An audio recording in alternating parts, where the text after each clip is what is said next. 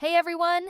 In today's tutorial, I'm going to show you how to create a custom fill pattern in Adobe Illustrator. We'll be making a simple grass pattern that you can apply to any shape. Let's get started! First, grab the rectangle tool from your toolbar. Click and drag to create a square on your artboard.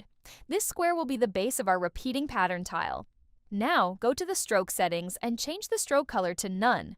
We don't want an outline around our pattern tile. Next, we're going to fill the square with the pattern design we want to repeat. For this example, I'm going to fill the rectangle with a green color.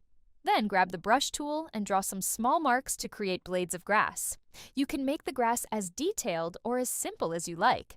Just make sure everything stays inside the square, since this will define how the pattern repeats. Once you're done, grab the selection tool. Shortcut V to select everything, the square, and all your grass marks.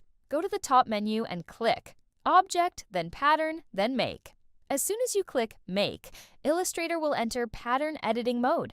And just like that, your new pattern has been added to the Swatches panel. When you're finished, click Done at the top of the screen.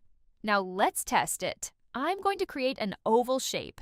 With the oval selected, I'll go to the Swatches panel and click on the new pattern swatch. And that's it! You've got grass!